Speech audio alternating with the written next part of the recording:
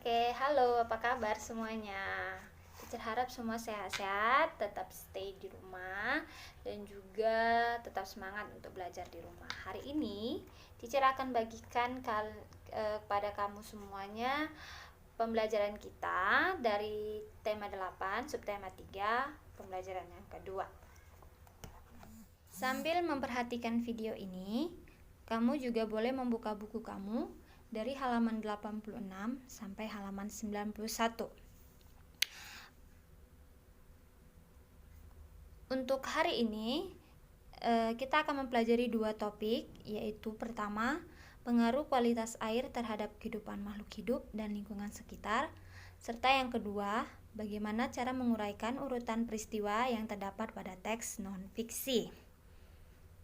Nah, untuk pengaruh kualitas air terhadap kehidupan makhluk hidup dan lingkungan sekitar, seperti yang kita tahu bahwa air itu sangat kita perlukan, dan ternyata bukan hanya kita, tetapi semua makhluk hidup seperti manusia, seperti hewan dan juga tumbuhan. Apa saja kegunaannya bagi makhluk hidup? Kita akan cari tahu satu persatu, mulai dari manusia. Air bagi manusia itu digunakan untuk diminum ataupun kita masak untuk makanan kita. Kemudian kita gunakan untuk mandi, mencuci bahan makanan, peralatan rumah dan juga pakaian. Begitu juga dengan hewan. Hewan menggunakan air untuk diminum, untuk dikonsumsi. Kemudian untuk membersihkan diri dan juga mendinginkan tubuhnya. Kenapa mendinginkan? Bagaimana cara mereka mendinginkan tubuhnya? Yaitu dengan cara merendam di dalam air. Nah, dan untuk tumbuhan, ini air sangat penting sekali untuk proses fotosintesis. Dan juga beberapa tumbuhan dapat hidup di dalam air atau dijadikan tempat tinggalnya. Nah, lanjut. Karena air itu sangat diperlukan sekali untuk makhluk hidup, maka kualitas air sangat berdampak bagi makhluk hidup. Jika air kurang baik, maka akan menimbulkan atau akan sangat berdampak tidak baik, misalnya menimbulkan beberapa penyakit, ya, dan juga akan mengganggu proses fotosintesis. Nah, sekarang kita akan menganalisis beberapa gambar. Di sini ada dua gambar. Yang pertama, air sungai yang kotor, dan juga ada blooming alga. Nah, kalau air sungai yang kotor mungkin kalian sudah mengerti, tapi blooming alga kalian bisa baca di buku kita. Apa itu artinya blooming alga? Blooming alga itu adalah peristiwa meningkatnya populasi alga pada suatu ekosistem air, sehingga dia menutupi permukaan air tersebut. Hal ini disebabkan karena adanya penggunaan pupuk yang berlebihan di lahan pertanian. Jadi kamu bisa lihat di gambar itu permukaan airnya tertutupi oleh alga yang berwarna hijau, dan ternyata itu berdampak tidak baik. Nah, kita jawab yang pertama dulu. Pada sungai yang kotor, jika diminum maka akan menyebabkan sakit pada pencernaan seperti muntaber, bahkan bisa jadi dia akan mengalami keracunan. Kemudian kalau dimandikan maka otomatis akan menyebabkan penyakit pada kulit, itu gatal-gatal. Dan yang kalau kita gunakan ini untuk mencuci, otomatis tidak akan membuat bersih, malah membuat semakin kotor. Nah, untuk yang kedua, yaitu pada air yang ditutupi oleh blooming alga, yang pertama pasti akan berkurangnya kandungan oksigen pada ekosistem air tersebut dan akan menghalangi cahaya masuk ke dalam air sehingga mengganggu proses fotosintesis. Ya, jadi cahaya tidak bisa masuk, padahal kalau untuk fotosintesis diperlukan cahaya matahari. Maka tanaman yang ada di dalam air akan sangat sulit untuk berfotosintesis, jadi tidak akan bisa hidup dengan baik. Mengerti sampai di sini ya? Kita lanjut. Kita akan pelajari yang bagian kedua mengenai urutan peristiwa pada teks. Nah, urutan peristiwa pada teks itu artinya kita akan menganalisis teks tersebut dan kita mencari tahu bagian pembukanya, bagian intinya ataupun utamanya, dan juga penutupnya. Jadi teks yang akan kita uraikan yaitu pada teks halaman 88 dengan judul cara-cara untuk memelihara ketersediaan air bersih. Nah, teacher harap kalian sudah membaca teks tersebut, dan pada halaman 89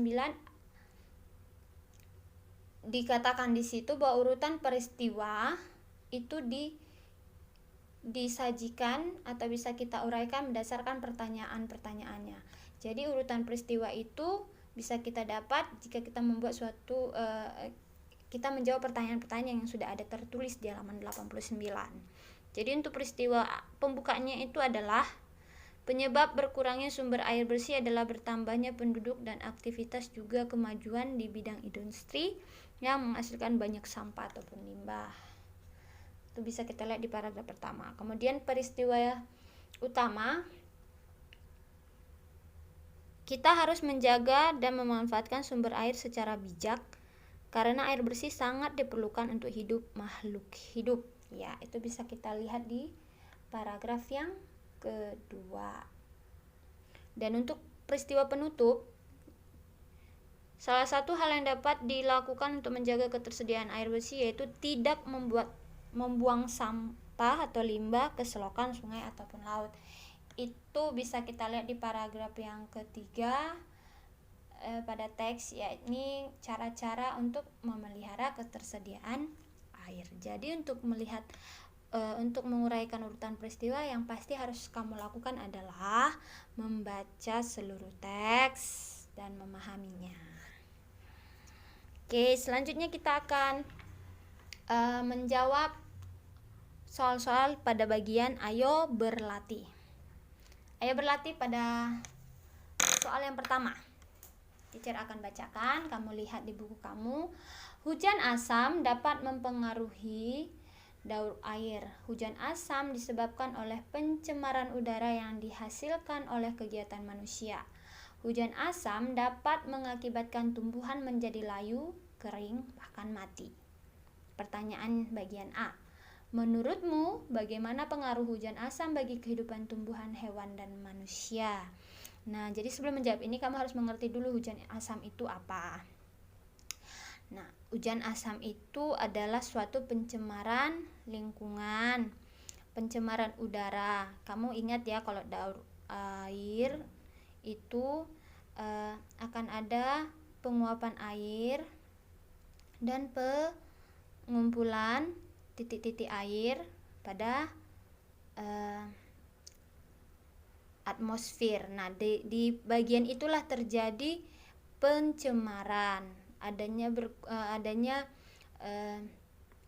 zat-zat kimia yang juga ikut terkumpul. Oke. Nah, jadi pengaruhnya otomatis sangatlah tidak baik karena akan mencemari dan merusak kualitas air, dan itu pasti akan membahayakan kehidupan di bumi. Oke, pertanyaan kedua, bagaimana terbentuknya hujan asam? Nah, terbentuknya hujan asam itu merupakan fenomena alam. Ini disebabkan oleh pencemaran udara yang bisa dipicu oleh aktivitas manusia maupun alam.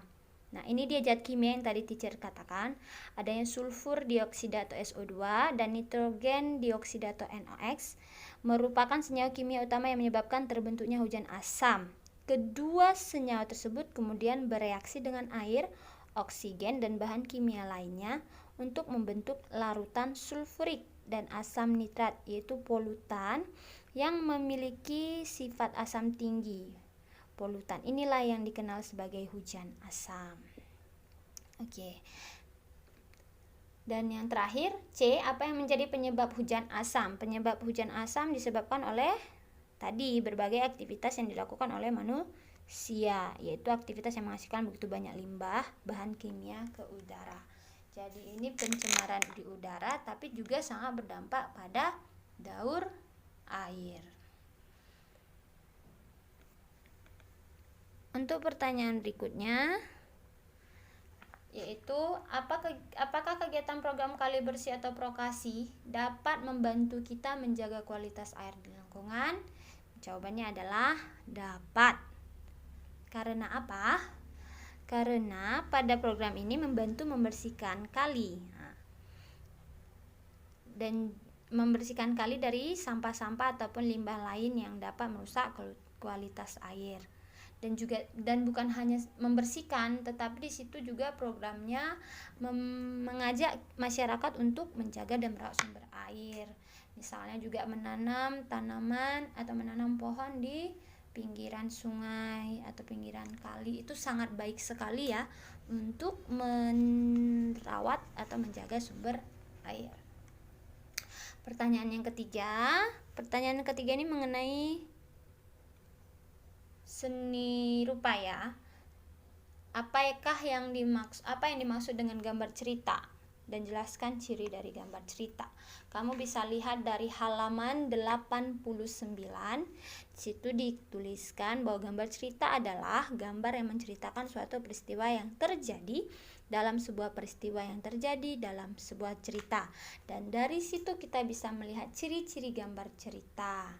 Ciri-ciri gambar cerita pastinya adalah terdapat teks yang disertai gambar. Terus gambarnya itu biasanya menarik dan bertujuan untuk menambah keindahan, dan pastinya menceritakan isi cerita secara singkat.